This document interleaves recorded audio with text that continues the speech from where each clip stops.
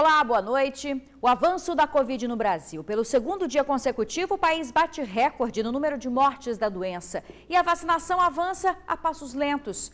No Espírito Santo, pouco mais de 3% da população foi vacinada. Na corrida contra o tempo para salvar vidas, a capital do estado foi a que mais avançou na imunização. Está com 95% de cobertura da primeira dose do grupo prioritário. Vitória começou hoje o agendamento da segunda dose. A nova remessa chegou ontem, 48.200 doses de vacina contra a Covid. Essa quantidade vai permitir que 80% dos idosos entre 80 e 84 anos recebam a primeira dose aqui no Espírito Santo. E que mais de 65% do público de 90 anos para cima fique completamente imunizado recebendo a segunda. Os municípios agora estão elaborando estratégias para distribuição. Essas são doses da Coronavac. E desse número todo que chegou, 2.880 foram destinadas ao município de Vitória.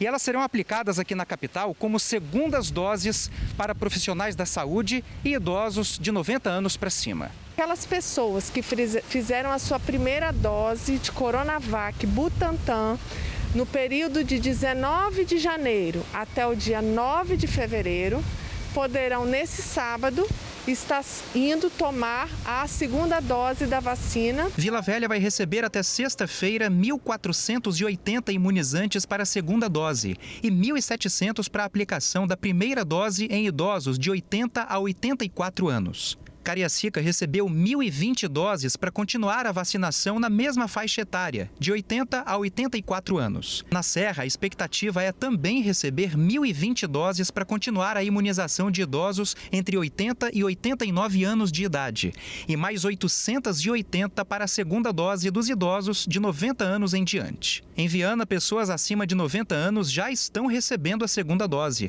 Outras 320 serão aplicadas em idosos entre 78 e 80 anos. Em Vitória, são 3 locais de vacinação. A Unidade de Saúde de Vitória, que fica em frente ao Parque Moscoso, Unidade de Saúde de Itararé e a Unidade de Saúde de Jardim Camburi. O agendamento pode ser feito pela internet. É extremamente importante que só se agendem aquelas pessoas que tomaram a vacina dentro desse período, de 19 de janeiro a 9 de fevereiro. O canal para que você possa estar fazendo o seu agendamento é através do agendamento online.vitoria.es.gov.br e através também do portal de serviços da Prefeitura de Vitória. Bom, então reforçando, o agendamento da vacina deve ser feito no site agendamentovitoria.es.gov.br. A imunização acontece no sábado nas unidades de saúde do Centro, Jardim Camburi e Itararé. Sobre as vacinas, o governo federal, após meses de negociação, anunciou a compra de 99 milhões de doses da Pfizer e também da Johnson. E o Instituto Butantan, em São Paulo, recebeu hoje a maior remessa de insumos até o momento. Vai fabricar 14 milhões de vacinas da Coronavac. Olha, gente, o Espírito Santo recebeu desde 18 de janeiro 6 remessas de vacinas, que dá um total de 316.620 doses. Com a população que a gente tem, de mais de 4 milhões de pessoas, apenas 185.900 foram vacinadas. Aqui no vacinômetro a gente tem essa proporção, olha aqui, 85% de cobertura vacinal dessa primeira dose, o que representa esse total de quase 186 mil pessoas. Isso a gente está falando só do grupo prioritário, só para começo de conversa, né? Esse percentual aqui de 36% é da cobertura da segunda dose, o que representa um total de quase 78 mil pessoas. Agora, com relação à quantidade de casos de coronavírus, que infelizmente continua avançando no nosso estado também, de ontem para hoje foram 1.686 novos casos e 23 pessoas perderam a vida. O painel Covid mostra o total de casos. A gente completa, inclusive, amanhã um ano de pandemia aqui no Espírito Santo. Já são 331.328 casos da doença e mais de 6 mil perdas, 6.499 pessoas. O Espírito Santo recebe mais um paciente que chega de Santa Catarina para tratar a Covid em um hospital capixaba. É um homem de 67 anos que veio da cidade de Chapecó e desembarcou no aeroporto de Vitória pouco antes das 4 da tarde. O paciente estava entubado, foi levado direto para o Hospital Jaime Santos Neves na Serra, que é referência, né, no tratamento da Covid. O primeiro paciente de Santa Catarina chegou à Vitória na tarde de ontem, também veio entubado. É um homem de 34 anos e o Espírito Santo deve receber um total de 16 pacientes do sul do país, uma região que enfrenta grave falta de leitos de UTI para tratar os doentes do coronavírus. Em Santa Catarina, parentes de familiares internados fizeram uma corrente de oração em frente ao Hospital de Chapecó. De joelhos, eles rezaram pedindo a cura de entes queridos que lutam para vencer o coronavírus. É uma imagem forte, né, que a gente está vendo. Nós desejamos que esses pacientes que vêm para o Espírito Santo possam voltar para casa curados. É o que todos desejam. Bom, agora a gente fala de uma morte misteriosa. William ficou desaparecido por 4 dias, saiu para levar a moto em uma oficina, mas depois foi encontrado morto. O veículo dele, inclusive, aparece depois num anúncio nas redes sociais para ser vendido. William Loureiro de Jesus, de 36 anos, estava desaparecido desde o último dia 26 de fevereiro. Na terça-feira, o corpo dele foi encontrado numa área de mangue da Baía de Vitória, que fica próximo à Ponte da Passagem, no bairro Andorinhas. Antes disso, a esposa dele fez um apelo numa rede social. Ela informou que o marido tinha saído para levar uma motocicleta para uma oficina, no bairro Jardim Moeiro, na Serra, e desde então não deu mais retorno. Desapareceu. No início da tarde desta quinta-feira, o corpo do William foi liberado aqui do Departamento Médico Legal. A família está encaminhando para a Bahia, estado de origem, onde ele será sepultado. Segundo a esposa, que não quis se identificar, a família acredita que ele tenha sido vítima de latrocínio, que é o roubo seguido de morte. A suspeita é baseada no anúncio de venda de uma motocicleta. Segundo a esposa da vítima, é o veículo que William usava quando saiu de casa.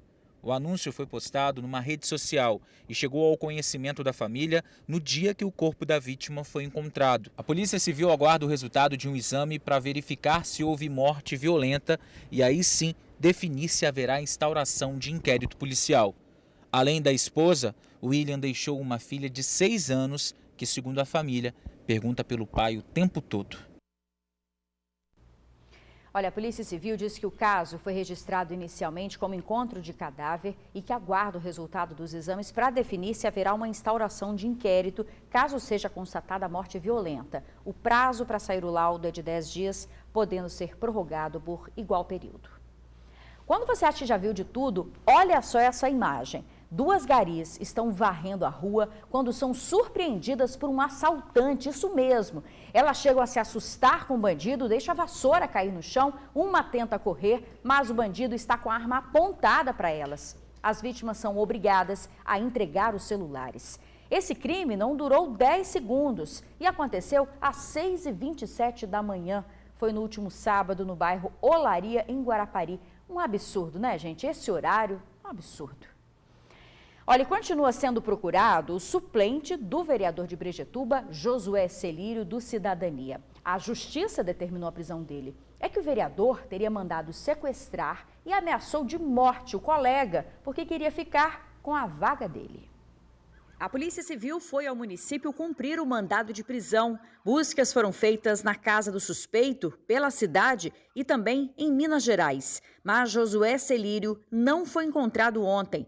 De acordo com o delegado responsável pelo caso, 4 pessoas têm envolvimento no crime e aponta o suplente como mandante. Hoje podemos dizer, pelo depoimento do colaborador Correl, que há fortes suspeitas e indícios de que o mandante seja realmente o suplente do vereador Antônio, o suplente José Celírio.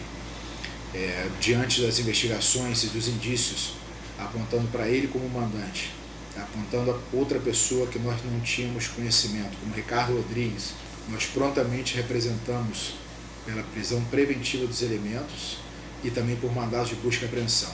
No dia 17 de fevereiro, o vereador Antônio da Saúde teria recebido uma carona de um homem de 42 anos. O homem teria apontado uma arma para a cabeça de Antônio e mostrado foto do filho do vereador, dizendo que iria matá-lo caso o parlamentar não renunciasse ao mandato. O vereador contou que foi levado no carro de Brejetuba a Viana, onde foi obrigado a assinar a renúncia durante o trajeto. Um quarto suspeito seria um motociclista que teria ido buscar os papéis e levado para protocolar a documentação na Câmara. O carro usado no crime foi encontrado em uma oficina mecânica na localidade de Córrego Grande, na zona rural de Brejetuba. O homem que sequestrou o vereador e fez as ameaças já está preso. Conto com o apoio da mesma população para informar o paradeiro desses dois foragidos, né? Os mandados já estão no Banco Nacional de Mandado de Prisão, então contamos com o apoio de toda a Polícia Civil e Polícia Militar, de todo o Brasil, na verdade, porque não sabemos ainda agora para onde fugiram, né? Até o momento, o suplente segue foragido. E a polícia ainda não conseguiu prender nenhum dos bandidos que assaltaram uma loja de eletrodomésticos na Vila Rubim, Vitória. Os criminosos estavam armados, invadiram a loja, fizeram os funcionários reféns. Eles roubaram 100 celulares, 20 tablets e 8 notebooks. Os assaltantes se passaram por clientes e simularam a compra, mas na hora de pagar, anunciaram o assalto. A loja se preparava para encerrar o expediente. Até agora, nenhum suspeito do crime foi detido e também nenhum objeto, infelizmente, foi recuperado. Em instantes, a operação da polícia flagra venda irregular de combustíveis e faculdade oferece atendimento jurídico de graça. O serviço foi retomado. Os detalhes já já.